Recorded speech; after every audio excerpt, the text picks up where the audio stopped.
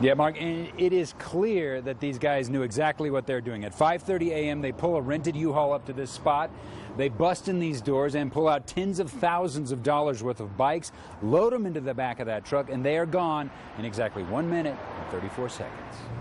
Okay, so if you're interested in the cuddle parties, there's another one going on in Sugar House August 14th. If you want to go to our website, KUTV.com, you can go to this story. You can click on it, and you'll get an idea of where the story is. You can also get a link to the Happy Valley cuddle parties. And Mark, you know, I've noticed you around the office lately, and I got to tell you, buddy. You could use a hug. Come here. Bring it in, buddy. Bring it in. Let's do it. Here we go. You okay? Yeah, I'm feeling. Keep it really appropriate, though, Thank Mark. you. Okay. You. No sexuality, right. Chris. No sexuality. That's the last hug you'll ever get from me. So Thank you. Enjoy it. Thank you, Chris. You bet. God, I feel really good right now. Yeah, that's right. We got a press release earlier today from the Utah State Prison. They say that some of the inmates may be taking commissary items into their cell and have indeed been eating. They won't tell us how many of those prisoners have been eating, but meanwhile, those who support the prisoners say this protest highlights some problems that the prison has been dealing with for some time. At age 81, sometimes you don't hit the step just exactly right. Warren Rosenbaum, very conservative, falls on the right end of the political spectrum.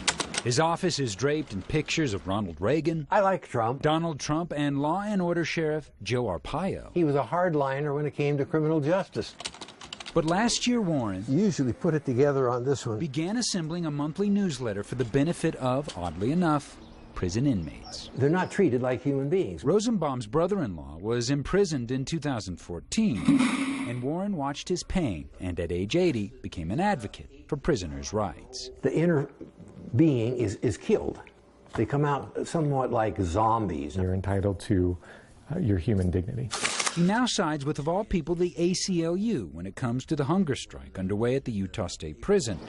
Initially, we were only told by prison officials that the 42 so-called gang members wanted to have their gang leaders let out of high security. We have received about 30 letters from some of the prisoners in the unit. But the ACLU says there is much more to their demands, including a plea for better education and rehabilitation programs, better food, and more access to exercise. Prisoners are only let out of their cells for about an hour 3 times a week. That's what he wrote in the letter. Tonight, Rosenbaum is getting the August edition of his newsletter ready for distribution and hoping the hunger strike will shed light on a dark place in the criminal justice system. A nation that stands for humane treatment doesn't realize what's going on behind the walls. Now, some of the things we're hearing about the food from sources is that in some occasions they are replacing meat products with soy products. And we are also hearing that some of the inmates used to get 2 small containers of milk a day. We understand that in some cases they are only getting 1. Now, the state prison says that they will not capitulate to the demands of the prisoners. They say that there could be disciplinary action because of it. They also say legal action. That means that potentially if this goes on, there could be force feeding of the prisoners. Guys, back to you. All right, Chris, thank you very much. Yard tools, Bradley, construction material. and Rachel Clothier Notice a lot of people are coming and buying and selling stuff. are shocked by the volume of items neighbor Todd Whitebush is hawking online. What's that all about? So much so that it becomes a point of fascination and suspicion for the couple. And when you're selling 2 lawnmowers a week, it's probably not yours. They begin checking out Whitebush's internet ads regularly. So, no, get out the iPad, let's see what's on, the classifieds. And getting a chuckle at times. It was more the grammatical errors, it was more our cheap entertainment. Like the time Whitebush was selling puppies. Puppies, it was spelled poopies. I mean, that was pretty classic. What wasn't classic It's just a sinking feeling. was how they felt when they saw this ad while they were out of town on vacation. You have that split second where you're like, no, he wouldn't.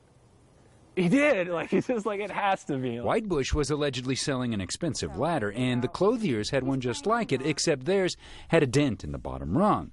They weren't sure if it belonged to them, but then they read the description, which said, quote, "There is a dent in the bottom rung." That's totally my ladder on there. When the Clothiers get home, I just had a lock on this guy right here. It's a little bit smaller one than this. they find the ladder and other items are gone and call police. If we hadn't caught it, what else might have gone missing? Tonight, Whitebush faces burglary charges, and the Clothiers realize just how close to home crime can hit. You at least go a couple doors down and pull this sort of shenanigans. She was amazing and beautiful. For Gabby Finlayson, She's been someone that I look up to for a long time. the grace and humanity of actress Audrey Hepburn It's really, really beautiful. was the inspiration behind this bead and lace dress purchased with her mom. When she saw it, she's like, oh my gosh, Mom, this is perfect. This is so beautiful. Almost perfect for the Girls' Choice dance at Lone Peak High last Saturday.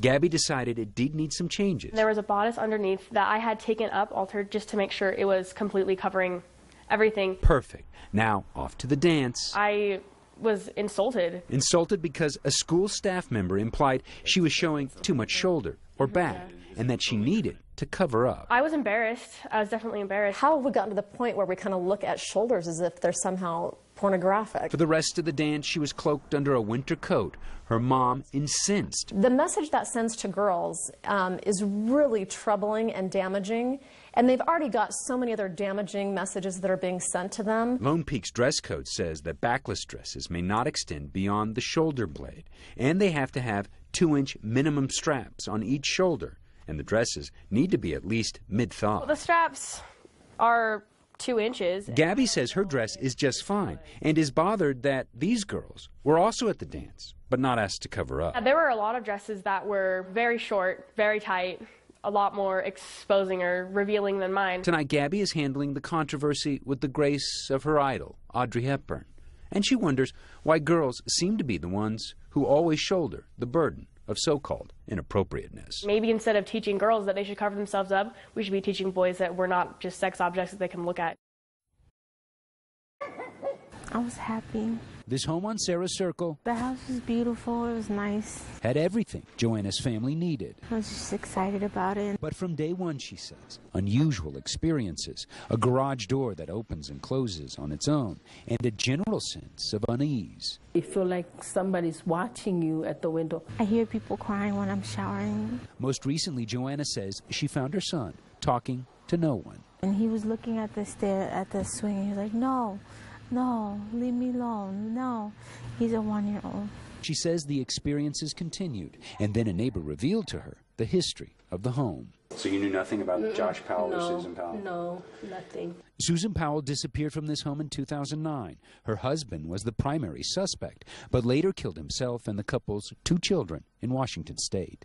You're not looking forward to this? A few days ago, Joanna moved out. You're not going to go in? No. I get the chills. I don't want to be here. She says the leasing company should have informed her.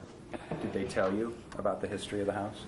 Nobody did. She says the company, American Homes for Rent, won't let her out of the lease and won't move her into a different house. She says that is wrong. But she says it doesn't matter because she's leaving and will never return. I believe they should have.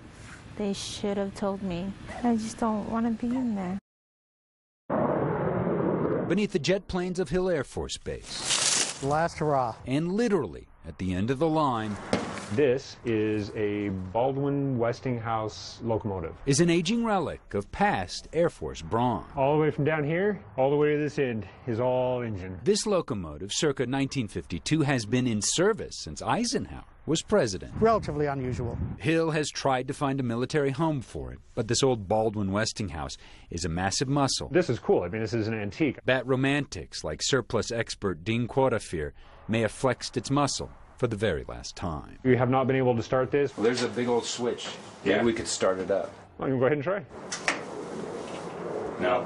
Oh well. I'm not buying it. So this massive baby blue beauty is on the auction block. Minimum bid, $25. Yeah, you could have an 80,000-ton locomotive for the price of a pair of new sneakers. So let's say you did get lucky and you got the whole locomotive for only 25 bucks. It's not like you're going to be able to just start this thing up and roll it right down these tracks, because the Air Force wants you to haul this away. That means you got to get trucks, cranes, permits. To do all that, probably going to cost you about 60,000 bucks. If I was to take this apart myself for scrap, I would definitely harvest the copper out of there. Quata says that, of course, is a possibility, but he says he'd love to think that this blue beast may one day churn down the tracks again. There is a scrap value to it. I just think that there is more of an aesthetic, nostalgic value to it, for me personally.